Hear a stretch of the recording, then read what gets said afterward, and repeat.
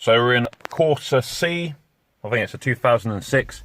This is the radio that's in here as standard. Someone has previously changed this in the past and put a different one in. I can tell by all these like scuff marks here. Basically, this one was given to us by a friend. They also had a Corsa, took out the radio and gave that one to us. This is single DIN Sony Explode.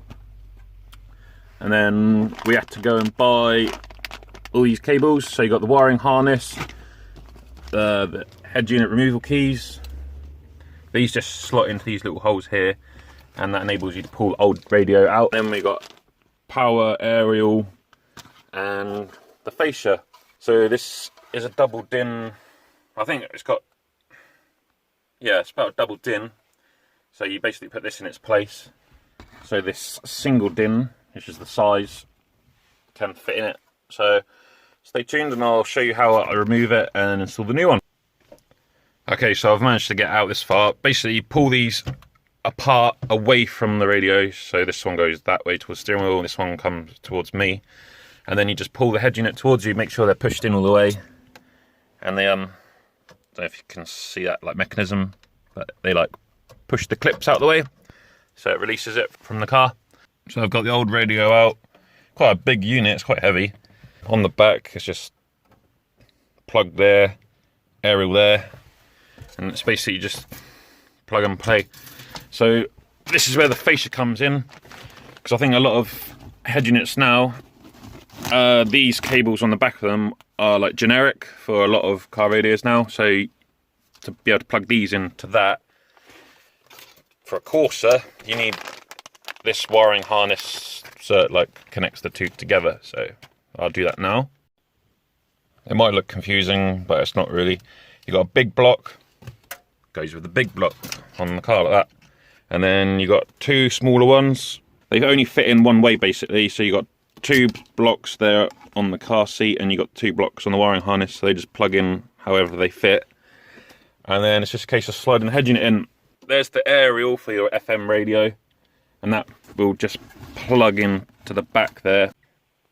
On the wiring harness that you buy separate, it's got an orange and a red wire. These two here are in between my fingers. The orange one is for illumination, and the red one turns the radio on with ignition. So the red one needs to go into a 12-volt feed that comes on when your engine comes on. A lot of people are tapping into their 12-volt sockets. So on the back of that, basically you just use some pliers in between these two little things and you pull it out towards you, and then you just tap into the positive one. Black. I've put this little female spade connector on, and I've fed the red wire through the hole down the back.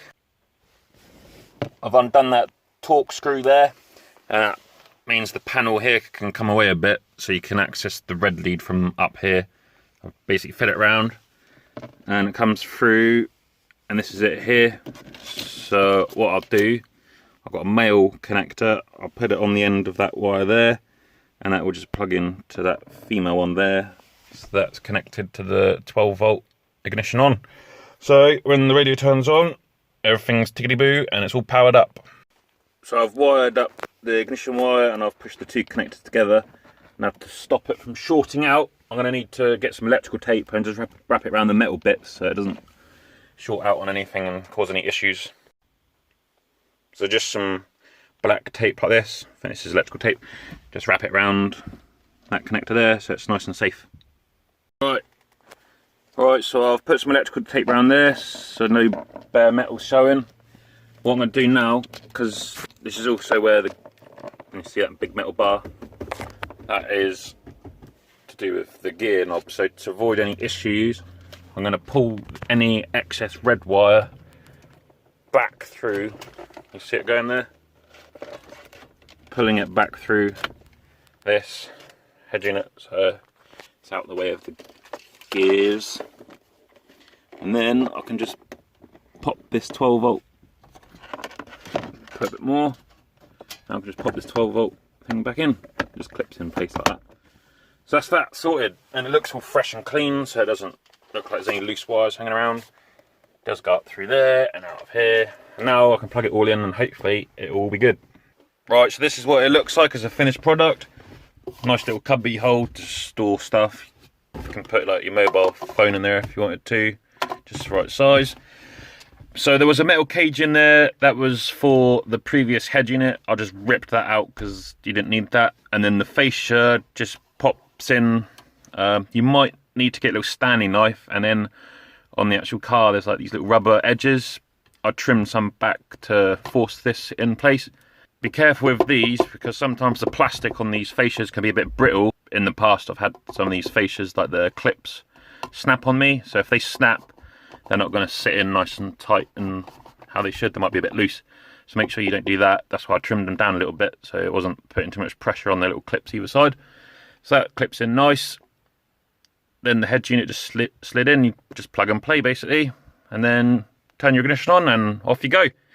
If you like this video, please like and subscribe. I've got a lot more other car related videos on my channel, so check those out, and I'll see you soon. Cheers.